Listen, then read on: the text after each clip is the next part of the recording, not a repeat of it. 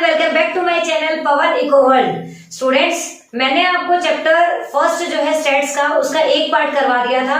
आज मैं आपके लिए सेकंड पार्ट लेकर आई हूँ। बिना देरी से स्टार्ट करते हैं अपने चैप्टर नंबर फर्स्ट के सेकंड पार्ट को।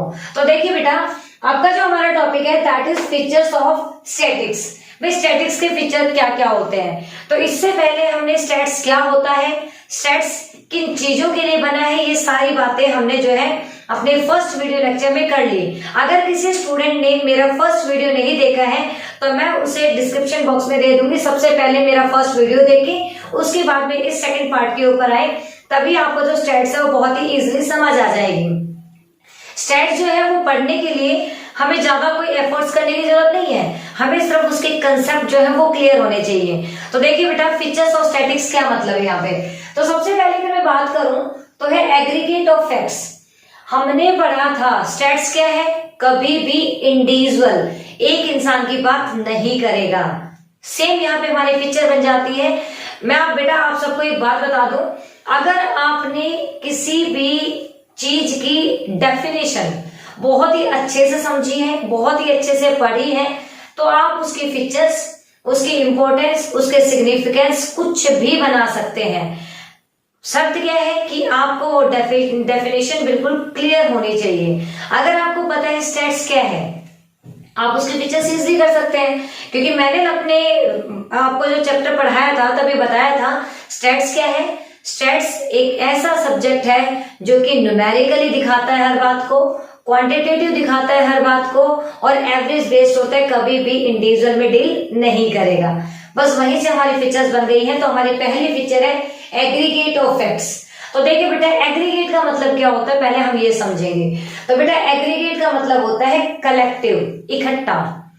तो स्टैट्स एक ऐसा सब्जेक्ट है जिसमें आपको होल इंफॉर्मेशन मतलब टोटल इंफॉर्मेशन मिलेगी, बट कैसे मिलेगी, इकट्ठी मिलेगी। मतलब जो इंफॉर्मेशन है उसमें एग्रीगेशन मिलेगा, कभी भी इंफॉर्मेशन जो है इंडिविजुअल लेवल पे कलेक्ट नहीं होगी। ये थी हमारी पहली पिक्चर। अब इसको एक एग्जांपल के थ्रू में समझा दूं।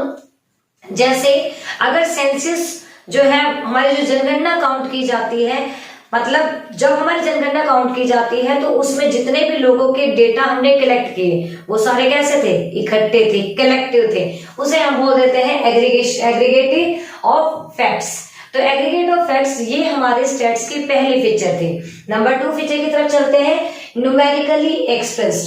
अब न्यूमेरिकली का मतलब क्या होता है, जो चीज हम 1 2 3 की फॉर्म में लिख सके। मतलब ऐसी फीचर, ऐसा फिनोमेना, ऐसी चीज जिसे हम 1 2 3 की फॉर्म में लिख सके, हम उसे न्यूमेरिकली बोलते हैं।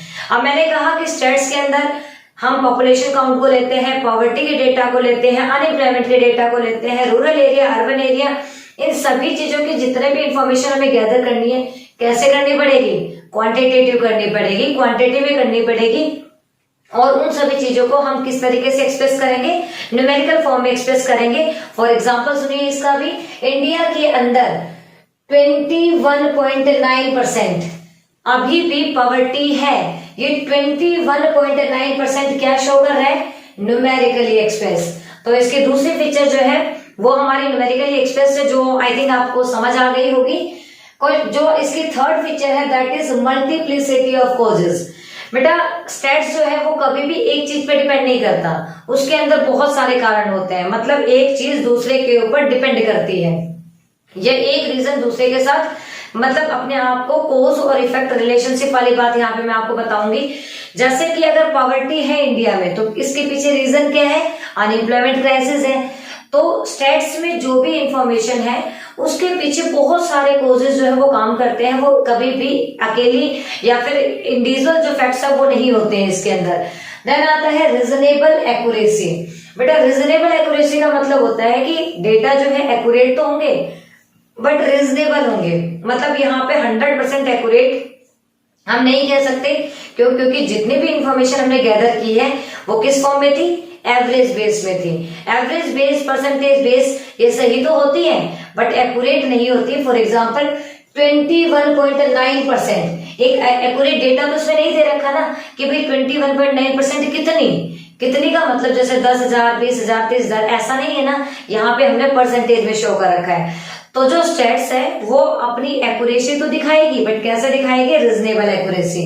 नेक्स्ट आ जाता है हमारे पास में म्यूचुअली रिलेटेड एंड कंपैरेबल। बेटा जो भी स्टेट्स में इंफॉर्मेशन हम गैदर करते हैं वो एक दूसरे से रिलेट करती है, और दूसरी बात वो एक दूसरे के साथ कंपेयर की जा सकती है। हमने देखा कि बिहार, झारखंड, उड़ीसा, यहाँ गरीबी है, हम इनको कंपेयर कर सकते हैं कि गरीबी कितनी ज्यादा या कम है।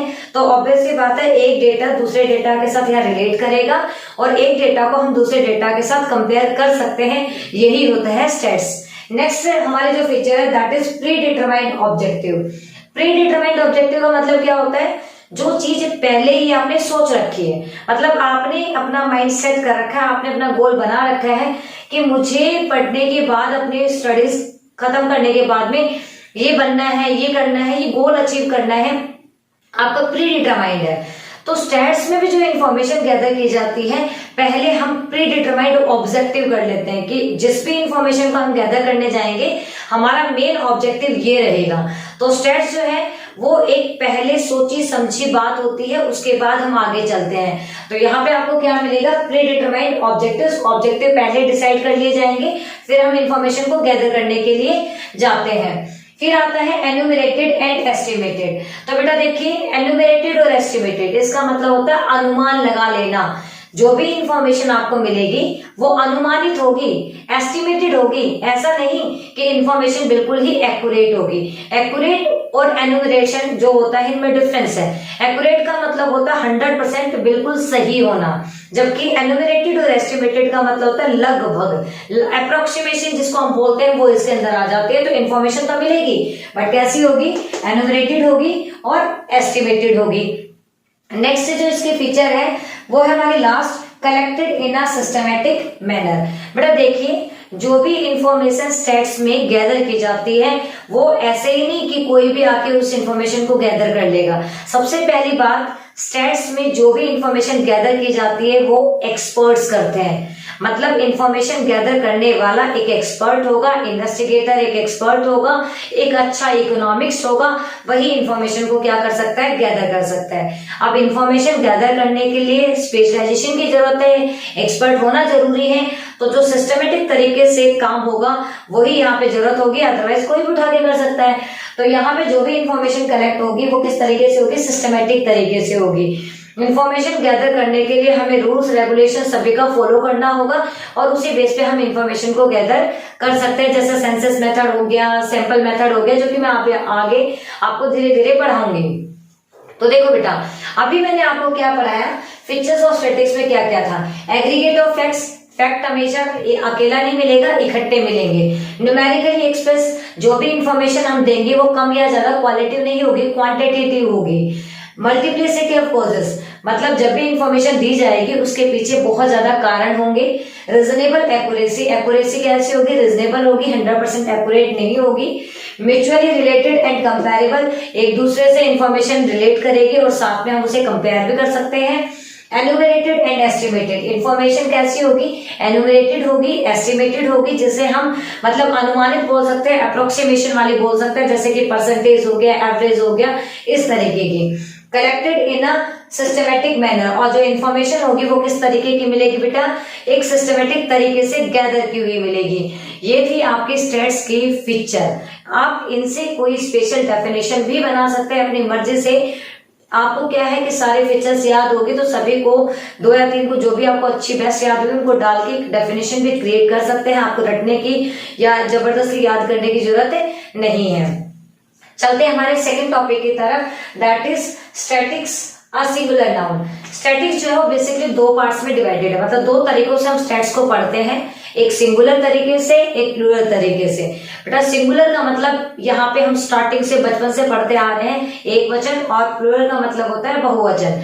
तो सिंगुलर सेंस में स्टैट्स क्या होता है वो हम पढ़ रहे हैं। Statics a singular noun, statics क्या है? सिंगुलर नाउन है। इट रेफर्स टेक्निक और मेथड। तो आपको याद रखना है बेटा, जब भी स्टैट्स सिंगुलर फॉर्म में काउंट हो तो इसमें क्या लगेंगे?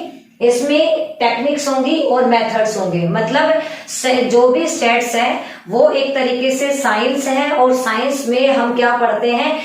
जो भी चीज है वो या तो टेक्निक और मेथड से पढ़ते हैं। तो स्टैट्स सिंगुलर सेंस में हम बात करेंगे, ये टेक्निक्स और मेथड्स होती हैं, और वो टेक्निक और मेथड्स कौन से होते हैं वो हमारा ये कंसेप्ट है। आपके एग्जाम के पॉइंट ऑफ व्यू से ये वाला जो कंसेप्ट है वो बहुत ही इंपॉर्टेंट बन जाता है, तो आपको बड़े ही ध्यान से आराम से इसे सुनना और समझना है। तो देखिए, स्टेजेस एंड टूल्स, बेटा जो भी स्टैट्स है उसकी 5 स्टेटिकल स्टेजेस होती है, और उन स्टेटिकल स्टेजेस के कुछ टूल्स होते हैं। मतलब हम 5 सीढ़ियों में इसकी बात करेंगे, और उन 5 सीढ़ियों पे हर बार हम किस टूल का यूज करते हैं हम वो इस मतलब टॉपिक के अंदर पढ़ेंगे। तो देखिए, सबसे पहली स्टेज आती है कलेक्शन ऑफ डेटा। अब मैं एग्जांपल देती हूँ आपको कोई भी डेटा कलेक्ट करना है, जैसे आपने कोई इंफॉर्मेशन इकट्ठी करनी है, तो आप क्या करोगे, पहले आप उस फील्ड में जाएंगे, फिर वहां से आप इंफॉर्मेशन को इकट्ठा करेंगे। तो मान लेते हैं कि हम किसी मार्केट की स्टडी करने जा रहे हैं, और हमें इस मार्केट की स्टडी में ये पता करना है कि किस चीज की डिमांड ज्यादा है, किस चीज की डिमांड कम है। हम चले जाते हैं एक सरोजनी नगर मार्केट के अंदर, और वहां जाकर हमने वहां की मार्केट को एनालाइज किया। हमें पता चला कि यहाँ पे लड़कियों के जो प्रोडक्ट्स होते हैं, लाइक जो उनके मतलब एसेसरीज होती हैं, वो यहाँ पे ज्यादा डिमांड में है। हमें वहां से इंफॉर्मेशन मिली, वो हमारा क्या था, कलेक्शन ऑफ डेटा। अभी हमारा जो डेटा है वो क्रूड है, मतलब रो डेटा है, हमने सिर्फ उसे कलेक्ट किया है। ये स्टेज होती है पहली स्टेज, और इस स्टेज में हम सेंसस और सैंपल मेथड का यूज करते हैं। मतलब जब भी हम कलेक्शन ऑफ डेटा करने जाएंगे, हमें ध्यान रखना है कि हमें 2 तरीके लेने हैं, या तो सेंसस मेथड को हम इंक्लूड करें, या फिर हम सैंपल मेथड को इंक्लूड करें। तो बेटा सेंसस मेथड का मतलब होता है जब भी इंफॉर्मेशन इकट्ठी की जाए, जब भी इंफॉर्मेशन कलेक्ट की जाए, तो हम क्या करें, उसे इंडिविजुअली, मतलब हर इंसान को उसमें इंक्लूड करें और हर इंसान से इंफॉर्मेशन गैदर करें। जैसे कि सरोजनी नगर मार्केट में हम गए, हम हर दुकान पे, हर स्टॉल पे, हर बड़े शोरूम में जितनी भी चीजें हमारे वहां पे हैं, हम हर इंडिविजुअल से मिलकर आए हैं। जब हमने इंफॉर्मेशन कलेक्ट की है तो ये सेंसस मेथड है। और हम सारी दुकानों में ना जाकर 5 दुकानों के बाद में हम जो नेक्स्ट दुकान है उसमें चले गए, फिर 10 दुकानें छोड़ दी, फिर हम उसमें चले गए, ये होता है सैंपल मेथड। मतलब जब भी हमें डेटा को कलेक्ट करना है तो स्टेजेस जो है उसमें पहले स्टेज है collection of data. Collection of data के जो टूल है वो है सेंसस मेथड या सैंपल मेथड। जो सेंसस मेथड है वो इंडिविजुअल से इंफॉर्मेशन लेता है, जबकि सैंपल मेथड जो है वो एक सैंपल चूज करता है और उसी के बेसिस पे जो सैंपल है वो पूरी क्लास को रिप्रेजेंट करेगा और इंफॉर्मेशन इकट्ठी की जाती है। हमारी जो दूसरी स्टेज है वो है ऑर्गेनाइजेशन। अभी मैंने क्या कहा था, डेटा हमने कलेक्ट तो कर लिया, पर डेटा कैसे फॉर्म में है, क्रूड फॉर्म में है, जिसे हम रो डेटा बोलते हैं। अब हम उसे क्या करेंगे, जचाएंगे, मतलब हम उसे एक तरीके से सलीके से लगाएंगे। इसका एग्जांपल आप अपने घर से ले लो। जैसे कि आपने घर शिफ्ट किया कहीं पे, तो आप क्या करोगे, गाड़ी में सारा सामान भर के ले जाओगे और जाके उस घर में रख दोगे। अब घर में आपने जो सामान रखा वो सिर्फ आपने कलेक्ट किया है, एक जगह से दूसरी जगह लाकर रखा है। अब उसे आपको कहाँ पे आपका जो बेड है वो लगना है, कहाँ पे आपकी डाइनिंग टेबल है वो लगनी है, आप उनको अलग अलग जगह पे सेट करते हैं। That is organising. ऑर्गेनाइजिंग जो है बेसिकली स्टैट्स में या तो अराई बार से टेबल से होता है या टेलीबार से होता है। और टेलीबार्स आपने पढ़े होंगे मीन मीडियन मोड के अंदर जो स्टैंडिंग लाइंस होती हैं वो टेलीबार्स होते हैं। तो डेटा को कलेक्ट किया, पहली स्टेज। डेटा को कलेक्ट करने के लिए 2 मेथड यूज किए, सैंपल मेथड का यूज किया और सेंसस मेथड का यूज किया। जो सेकंड स्टेज है दैट इज ऑर्गेनाइजिंग, जिसके अंदर हमने 2 तरीके लिए, 2 टूल्स लिए। पहला है अराई टेबल्स और दूसरा है टेलीबार्स। थर्ड जो स्टेज है दैट इज प्रेजेंटेशन। अब देखो, प्रेजेंटेशन के नाम से पता चलता है किसी चीज को दिखाना। बेसिकली अगर मैं कहूं कि जो भी डेटा आपने कलेक्ट किया है उसको इस तरीके से दिखाना कि उसको यूज करने वाले के दिमाग पर लॉन्ग लास्टिंग इफेक्ट पड़े। मतलब अगर आपने कोई बहुत ही खूबसूरत सी चीज देखी होगी तो आपको हमेशा तक वो याद रहेगी कि मैंने उस टाइम पे वो चीज देखी थी। तो उसी तरीके से स्टैट्स में जो इंफॉर्मेशन हमने गैदर की, हमने उसको कलेक्ट किया, ऑर्गेनाइज किया। अब बारी आती है प्रेजेंट करने की, जो तीसरी स्टेज है। हम उसे प्रेजेंट करने के लिए किसकी हेल्प लेंगे, या तो बार ग्राफ की या मतलब एक तरीके से टेबल्स की। ये सारी चीजें क्या है, प्रेजेंटेशन के टूल्स है। मतलब टेबल्स या ग्राफ या बार ग्राफ जो भी होते हैं, हम उनसे उसको क्या कर सकते हैं, डेटा को हम प्रेजेंट कर सकते हैं। देखिए इसका एग्जांपल, अगर आपने कहा कि बिहार और राजस्थान दोनों के गरीबी के डेटा हमने कलेक्ट किए, बिहार में ज्यादा है मान लेते हैं, राजस्थान में कम है, तो एक तो मैंने आपको ओरली बताया, और अगर यही चीज मैं आपको ग्राफ के तरीके से समझाती तो आपको बताने की जरूरत नहीं थी। जिसका ग्राफ ऊपर की तरफ जा रहा है, जिसका ग्राफ ऊपर की तरफ जा रहा है ज्यादा गरीबी है, जिसका ग्राफ नीचे है उसमें थोड़ी कम गरीबी है। तो कोई भी चीज जब हम ग्राफ से दिखाते हैं या फिर किसी डायग्राम से दिखाते हैं तो वो हमारे माइंड पर लॉन्ग लास्टिंग इफेक्ट दिखाती है। आप कभी अपने रियल लाइफ के एग्जांपल को लेके देखो, अगर आपने ओरली कोई बात की है तो फिर भी याद नहीं रहेगी, बट अगर आपने कोई मूवी देखी है जिसमें ओरली प्लस विजुअल दोनों चीजों का यूज किया गया है, वो बहुत सालों तक, सालों साल मतलब क्या आपको होल लाइफ याद रहेगी। वही क्या है, प्रेजेंटेशन है। ये 3 स्टेजेस होगी, कलेक्शन पहली स्टेज, organising second stage, presentation third, फिर आता है बेटा एनालाइज। हमने डेटा को कलेक्ट कर लिया, ऑर्गेनाइज कर लिया, प्रेजेंट कर लिया, 3 स्टेजेस पूरी हो चुकी हैं। चौथी स्टेज होती है एनालाइज करने की, कि भाई जो भी गरीबी थी वो कितनी ज्यादा है कितनी कम है, उसको हम एक तरीके से ऑब्जर्व करेंगे। ऑब्जर्व करने का मेन जो तरीका है वो हमारे पास है परसेंटेज, एवरेज या कोरिलेशन। जिसके परसेंटेज ज्यादा है वहां ज्यादा गरीबी है, जिसके परसेंटेज कम है वहां कम गरीबी है। तो एक तरीके से परसेंटेज, कोरिलेशन, एवरेज ये एनालाइजिंग के टूल्स है। मतलब जब भी हमने इंफॉर्मेशन गैदर करी उसको एनालाइज करने के लिए हम इन टूल्स का यूज करते हैं। और लास्ट एंड लीस्ट जो आपको बोल सकते हैं that is interpretation of data, जो कि 5वीं स्टेज है। इंटरप्रिटेशन ऑफ डेटा जो है वो मैग्नीट्यूड ऑफ परसेंटेज को दिखाता है। बेटा ये दिखाता है कि जो कमियां आई वो किस तरीके से आई, किस तरीके से हम इसे पूरा कर सकते हैं, एक सोल्यूशन देने का काम करता है। मतलब एग्जाम्पल देते हैं थोड़ा सा वैसा कि अगर आप बीमार हो जाते हो तो डॉक्टर के पास जाते हो तो बीमार आपको पहले चेक किया जाता है, डॉक्टर आपको चेक करेगा। चेक जब आपको किया तो आपसे वो कुछ ओरली इंफॉर्मेशन पूछेगा, आपका क्या हुआ था, सर दर्द था, पेट दर्द था क्या। ये डेटा को कलेक्ट कर रहे हैं। डेटा को जब उसने कलेक्ट कर लिया तो फिर वो देखेगा अपने तरीके से, उसको मतलब एक एनालाइज करेगा। एनालाइज करने के बाद वो क्या बोलते हैं कि भाई आपने या तो ठंडा पानी पिया था जिससे आपका गला बैठ गया, या आप मतलब बाहर बारिश में भीगे थे जिससे आपको बुखार हो गया। एनालाइज कर लिया, उसने ऑब्जर्व कर लिया। क्यों? क्योंकि पहले हमसे हरकतें पूछी, उसने हमसे सिम्टम्स पूछे कि क्या थे। अब वो उसका सोल्यूशन देगा, आपको कुछ मतलब एंटीबायोटिक्स देगा, कुछ मेडिसिन देगा, कुछ मतलब कुछ भी ऐसी चीज जिससे आप ठीक हो जाओ। वो सारी चीजें इंटरप्रिटेशन के अंदर आती है।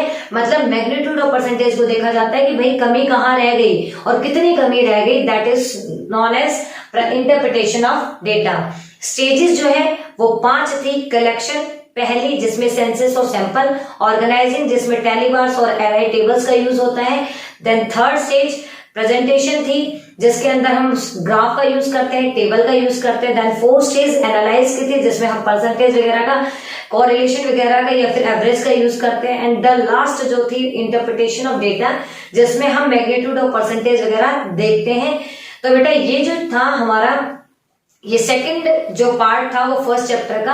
अब जो मेरा थर्ड पार्ट आएगा आई थिंक उसमें हमारा जो चैप्टर फर्स्ट है वो कंप्लीट हो जाएगा। अगर आप मेरी दोनों वीडियो को देखते हैं तो आपका जो फर्स्ट चैप्टर जितना करवाया उतना क्लियर हो जाना चाहिए। इसके बाद जैसे ही ये चैप्टर खत्म होता है इसके जस्ट बाद में इस चैप्टर के इंपॉर्टेंट क्वेश्चन जो कि बन सकते हैं वो आपको समझाऊंगी। तो मिलते हैं नेक्स्ट वीडियो में, तब तक के लिए टेक केयर, बाय बाय।